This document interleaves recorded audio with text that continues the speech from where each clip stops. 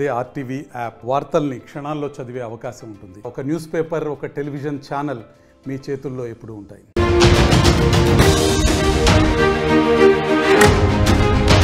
Breaking news. మాజీ మంత్రి కాకాని గోవర్ధన్ రెడ్డిపై మరో కేసు నమోదైంది. ఆయన క్వాజ్ అక్రమ మైనింగ్ చేశారు అంటూ పొదలకూరు పోలీస్ స్టేషన్లో ఎఫ్ఐఆర్ నమోదైంది. రుస్తుం అక్రమ మైనింగ్ కేసులో A4గా కాకాని గోవర్ధన్ ఉన్నారు. 250 కోట్ల రూపాయల క్వాజ్ దోపిడీ చేశారు అంటూ కాకానితో పాటు మరో 7గురిపై ఎఫ్ఐఆర్ నమోదైంది. మాజీ మంత్రి కాకానిని ఈ కేసులో అరెస్ట్ చేసే అవకాశం ఉంది అంటూ చర్చ జరుగుతోంది. గతంలో కూడా కాకానిపై కొన్ని ఆరోపణలు వచ్చాయి. భూ ఆక్రమణలకు సంబంధించి ఫైళ్లు కోర్టులో మాయమైనటువంటి కేసులకు సంబంధించి ఆరోపణలు వచ్చాయి. అలాగే సోషల్ మీడియాలో పోస్టులకు సంబంధించి కూడా గతంలో కాకాని గోవర్ధన్ రెడ్డిని పోలీసులు విచారించారు. ఆ తర్వాత భూ ఆక్రమణల కేసులు కూడా కాకాని గోవర్ధన్ రెడ్డిపై నమోదయ్యాయి. ఇప్పుడు ఆయనపై క్వాజ్ అక్రమ మైనింగ్ కు పాల్పడ్డారు అంటూ కేసులు నమోదయ్యాయి. మాజీ మంత్రి కాకానిని ఏ క్షణమైన అరెస్ట్ చేసే అవకాశం ఉంది కేసులనే చర్చ జరుగుతోంది. ఆయన మంత్రిగా ఉన్నప్పుడు అధికారాన్ని అడ్డం పెట్టుకొని అక్రమ మైనింగ్ కి పాల్పడ్డారు అంటూ ఆరోపణలు చేస్తున్నారు. ఆయన వైసీపీ ప్రభుత్వంలో అగ్రికల్చర్ మినిస్టర్గా పనిచేశారు, వ్యవసాయ మంత్రిగా పనిచేశారు. ఆయన మంత్రిగా పనిచేస్తున్న సమయంలో అక్రమ మైనింగ్కు పాల్పడ్డారు. 250 కోట్ల రూపాయలు విలువ చేసే అక్రమ మైనింగ్కు పాల్పడ్డారు అంటూ ఆయనపై ఆరోపణ చేస్తున్నారు. Mining deputy director Balaji Naik ఫిర్యాదు చేశారు. ఫిబ్రవరి 16వ తారీఖున కాకాని అనుచరుడు శ్యామ్ ప్రసాద్ రెడ్డి, వాకాటి శివారెడ్డి, వాకాటి శ్రీనివాసల్ రెడ్డిపై కూడా కేసులు నమోదయ్యాయి. కాకాని గోవర్ధన్ రెడ్డిపై నమోదైన తాజా కేసుకు సంబంధించి పూర్తి సమాచారం మా ప్రతినిధి గయాజ్ అందిస్తారు. గయాజ్, ఈ కేసు గురించి కాకాని గోవర్ధన్ రెడ్డి ఏం చెప్తున్నారు? ఆయనపై నమోదైన అభియోగాలు ఏంటి? రోహిత్, మాజీ మంత్రి, ప్రస్తుతము నెల్లూరు జిల్లా వైసీపీ జిల్లా అధ్యక్షుడైన కాకాని గోవర్ధన్ రెడ్డిపై పొదలకూరు పోలీస్ స్టేషన్ లో కేసు నమోదు కావడం జరిగింది. పొదలకూరులోని రుస్తుం మైనింగ్ ఒకటి ఉంది. అయితే అతను మంత్రిగా ఉన్న సమయంలో అక్రమంగా అతను అనుచరుల చేత అక్కడ పెద్ద ఎత్తున వైట్ క్వార్జీని అక్రమంగా విదేశాలకు తరలించి కోట్ల రూపాయలు దోచుకున్నారనేది mining deputy director Balaji Naik పోలీసులకు ఫిర్యాదు చేయడం జరిగింది. ఈ మేరకు పోలీసులు కేసు నమోదు చేయడం జరిగింది. మొత్తం 250 కోట్ల రూపాయలు వైట్ క్వార్జీ దోపిడీ చేశారని అభియోగము. అయితే మొత్తం 7గురిపై ఎఫ్ఐఆర్ చేయడం జరిగింది. అయితే A4గా కాకాని గోవర్ధన్ రెడ్డి పేరు చేయడం జరిగింది. మామూలుగా ఫిబ్రవరి 16వ తేదీన పోలీసులకు బాలాజీ నాయక్ ఫిర్యాదు చేయడం జరిగింది. A1 Shyam Prasad Reddy, A2 Vakati Sivareddy, A3 Vakati Srinivas Reddy పేరును చేయడం జరిగింది.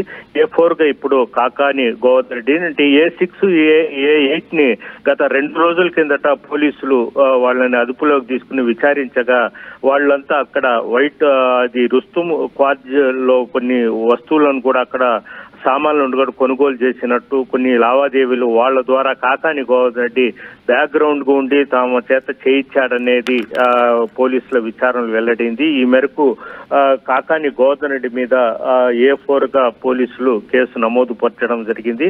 అయితే ఏ క్షణములైనా కాకాని గోవర్ధన్ రెడ్డి అరెస్ట్ చేసే అవకాశాలు కూడా ఉన్నాయి. అదే విధంగా ఒంగోలు ఎంపీ మాగుంట శ్రీనివాసరెడ్డి ఫోర్జరీ సంతకం కేసులో కూడా అతనిపై కేసు నమోదు చేసే ఇది కూడా ఉందని కూడా పోలీసులు అయితే అనుమానిస్తున్నారు. మొత్తం మీద గత కొద్దిసేపటి కిందట కూడా కాకాని గోవర్ధన్ రెడ్డి ఆర్టీవీతో మాట్లాడడం జరిగింది. ఇది రాజకీయ కక్ష సాధింపులో భాగంగానే తనపై ఈ కేసులు నమోదు చేస్తున్నారు. జిల్లా ప్రజలకు, రాష్ట్ర ప్రజలకు మొత్తం తెలుసు. ఇది కక్ష సాధింపు చర్యగానే ఇవన్నీ జరుగుతున్నాయి. తాను లీగల్ గా వెళ్తున్నానని, తన మీద తప్పుడు కేసులు పెట్టిన వారిపై కూడా లీగల్ వెళ్లి చర్యలు తీసుకుంటానని కూడా కాకాని గోవర్ధన్ రెడ్డి చెప్తున్నారు. అయితే కాకాని గోవర్ధన్ రెడ్డి ప్రస్తుతము నెల్లూరులోని తన నివాసంలోనే ఉన్నారు. అయితే ఏ క్షణంలో పోలీసులు అతన్ని అరెస్ట్ చేసే అవకాశాలు కూడా ఉన్నట్లు మనకు తెలుస్తుంది. రోహిత్, రైట్. ఈ తాజా కేసు గురించి ఏమంటున్నారు కాకాని? గతంలో కాకానిపై భూ ఆక్రమణలకు సంబంధించి ఆరోపణలు వచ్చాయి, ఫైళ్లను మాయం చేశారంటే ఆరోపణలు వచ్చాయి. సోషల్ మీడియాలో అనుచిత పోస్టుల గురించి కూడా కాకాన్ని గతంలో పోలీసులు విచారించిన సందర్భాలు ఉన్నాయి. ఇప్పుడు ఏకంగా 250 కోట్ల రూపాయలు క్వాజ్ అక్రమ మైనింగ్ కి పాల్పడ్డారు అంటూ ఆయన A4గా చేర్చి ఎఫ్ఐఆర్ నమోదైంది. A6, A8 అరెస్ట్ చేసిన నేపథ్యంలో మిగిలిన వారిని కూడా అరెస్ట్ చేసే అవకాశం ఉందని వార్తలు వస్తున్నాయి. దీంతో ఏమన్నారు కాకాని గోవర్ధన్ వెర్షన్ ఏంటి? రోహిత్, కాకాని గోవర్ధన్ రెడ్డి కూడా కొద్దిసేపటి కిందట ఆర్టీవీతో ఆయన మాట్లాడడం జరిగింది. ఇది కేవలము కక్ష సాధింపు చర్యలో భాగంగానే తనపై కేసులు నమోదు పరచడం జరిగింది.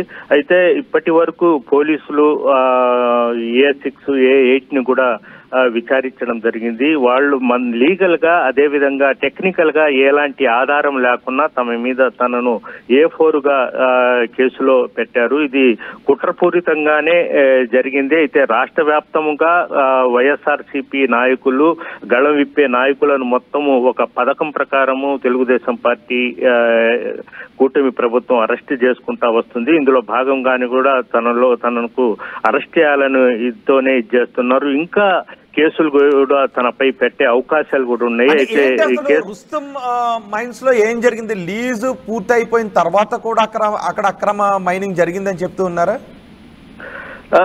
ప్రధానంగా రుస్తుం అంటే పొదలకూరులోనే ఉంది రుస్తుం మైనింగ్.